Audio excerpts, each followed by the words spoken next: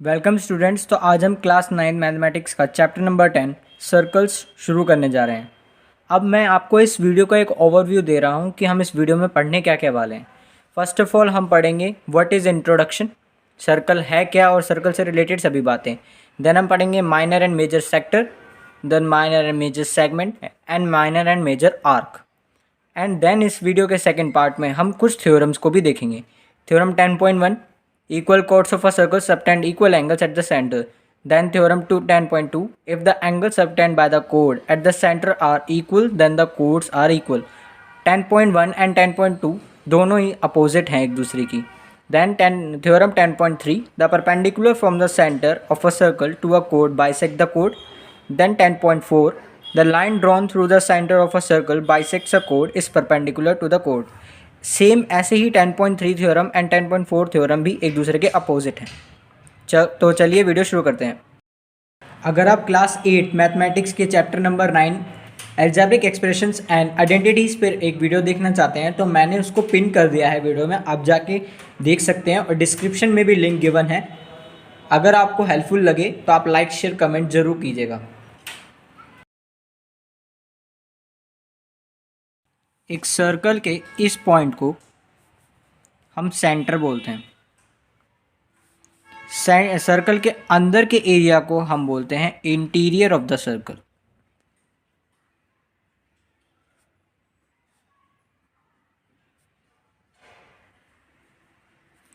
और सर्कल के outside area को बोलते हैं हम exterior of the circle.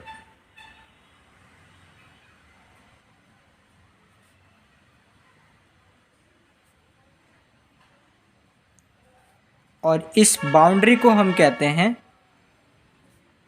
Circumference of the circle. Now अब देखते हैं radius, diameter and code and secant ये सब क्या होता है। तो सेंटर से बाउंड्री तक जोड़ने वाली कोई भी लाइन हमारी रेडियस कहलाती है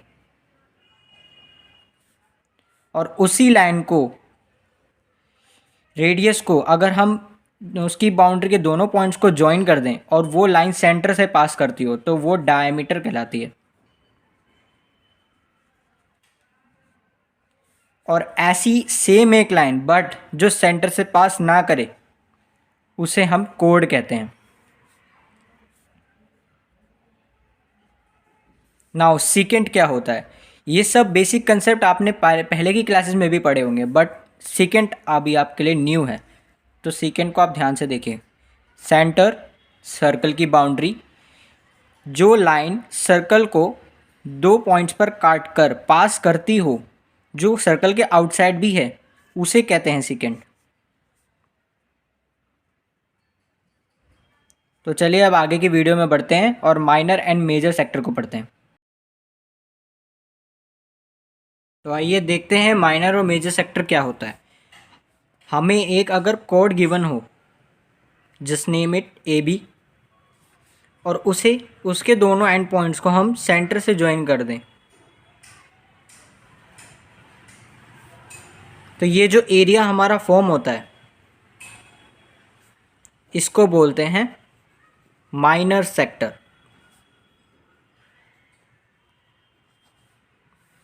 और बाकी ऊपर का जो आपका पार्ट बच गया, ये ऊपर वाला, इसको बोलते हैं मेजर सेक्टर।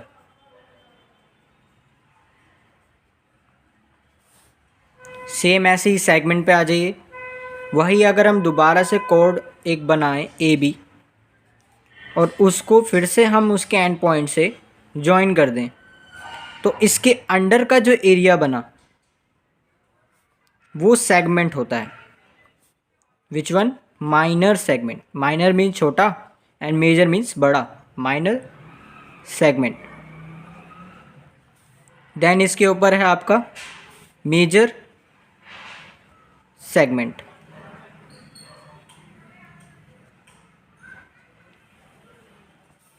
अब माइनर एंड मेजर आर्क को देख लेते हैं। हमने दो पॉइंट लिए तो इनसे बनने वाली ये जो छोटी आर्क है इसको बोलते हैं minor arc.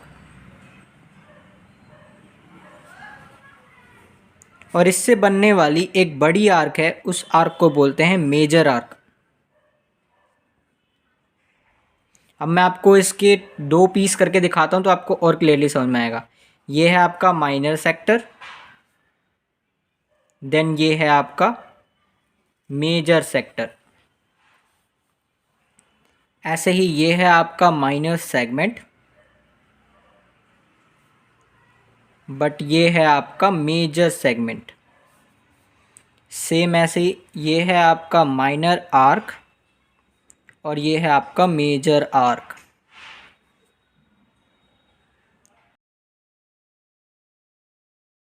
Theorem 10.1 equal chords of a circle subtend equal angles at the centre. तो इस थ्योरम में हमें क्या प्रूव करना है कि अगर इक्वल कोड्स गिवन हो तो वो सेंटर पर इक्वल एंगल सबटेंड करती है। तो हमें इन दोनों ट्रायंगल्स को अगर हम कॉन्ग्रेंट कर लेंगे तो हम CPCT से इन एंगल्स को इक्वल कर पाएंगे। तो हम वही करेंगे in triangle AOB and triangle COD, OA and OC आपका इक्वल हो सकता है because radii of same circle. ऐसे ही OB एंड OD भी इक्वल हो सकता है with same reason. Then AB और CD इक्वल हो सकता है because this is given. Equal chords है ना, ये बताया था ना अभी आपको क्वेश्चन की स्टार्टिंग में। तो ये इक्वल कोड्स गिवन है और टू प्रूव हमें ये करना था। तो इन दोनों की वजह से अब क्या होगा, ट्रायंगल AOB ट्रायंगल COD के कॉन्ग्रेंट हो जाएगा बाय SSS रूल। तो इसकी वजह से एंगल AOB एंगल COD के इक्वल हो जाएगा बाय CPCT। Hence proof. तो हमने ये बात प्रूफ कर दी कि अगर इक्वल कोड्स सर्कल की गिवन हो तो वो सेंटर पर इक्वल एंगल्स फॉर्म करती हैं। थ्योरम 10.2 क्या थी हमारी कि if angle subtended at the centre are equal then the chords which forming the angles are equal. Means हमने अभी क्या प्रूफ किया था कि अगर कोड्स इक्वल होती हैं तो सेंटर पे जो एंगल होता है वो इक्वल होता है, पर इस बार सेंटर पे जो एंगल सबटेंड हुआ है वो इक्वल दिया गया है। तो बताइए कि कोड्स इक्वल है कि नहीं। तो ये सेम टू सेम है, उसकी बस जस्ट कन्वर्स है। कन्वर्स मीन्स जस्ट अपोजिट, उसकी अपोजिट ही है। इसमें भी हम ट्रायंगल को कॉन्ग्रेंट ही करेंगे और सेम ट्रायंगल लिए जाएंगे, बस रूल कोई और लगेगा जिसमें SAS रूल लगेगा। इसमें एंगल कहाँ से आया, AOB एंड COD इस बार गिवन है ना, इसलिए then AB and CD equal हो जाएगा आपका CPCT से। तो ये भी इसी तरीके से हैंस प्रूव हो जाएगी। तो ये आपको एक बार आप खुद से ट्राई करके देखना।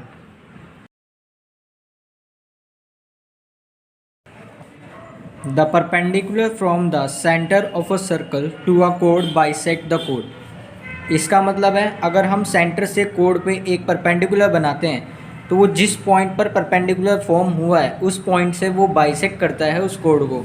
यानी गिवन है OCA equal to OCB equal to 90 degree, ये दोनों एंगल 90 डिग्री के हैं और हमें प्रूव करना है कि OC बाइसेक्ट करती है AB को। AB हमारी कोड है, मतलब AC और BC इक्वल है, ये वाला पार्ट इसके इक्वल है, ये प्रूव करना है हमें। तो हम इसमें भी ट्राइंगल को कॉन्ग्रेंट करेंगे और सिमिलरली ये दोनों CPCT से इक्वल हो जाएंगे।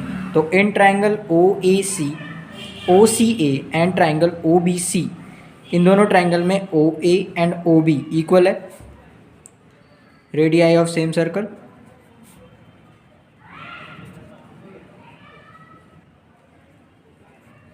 देन आपका OC एंड OC ये हो जाएगा आपका कॉमन।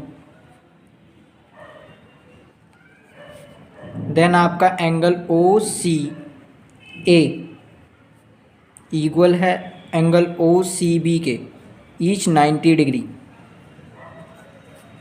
तो इसी वजह से ये दोनों ट्रायंगल हो जाएंगे congruent. OAC congruent triangle OBC by, ये साइड कॉमन है, ये 90 डिग्री है और इसकी हाइपोटेन्यूज इक्वल है तो इस पे लग रही है बाय RHS रूल। तो इसलिए AC इक्वल हो जाएगा ABC के बाय CPCT, क्योंकि ये रिस्पेक्टिव ट्राइंगल्स की साइड्स हैं। Hence proved. थ्योरम 10.4, तो ये थ्योरम भी 10.3 की बिल्कुल कन्वर्स है। तो इस थ्योरम में भी हम सेम ट्राइंगल लेंगे और उनको कॉन्ग्रुएंट करेंगे, बट विथ डिफरेंट रूल, जिसमें एस हमारा अलग होगा। वो RHS थी, ये हमारी SSS है, बिकॉज इसमें AC एंड BC इक्वल दिया हुआ है, यानी बाइसेक्ट कॉर्ड बाइसेक्ट कर रही है, ये ऑलरेडी गिवन है। तो हमें एंगल्स को 90 प्रूव करना है। तो ये तो एंगल्स CPCT से इक्वल हो जाएंगे, बट इनको 90 प्रूव करने के लिए हमें इनका लीनियर पेयर बनाकर एक एंगल को 90 प्रूव करना पड़ेगा, तो ये दोनों 90 प्रूव हो जाएंगे।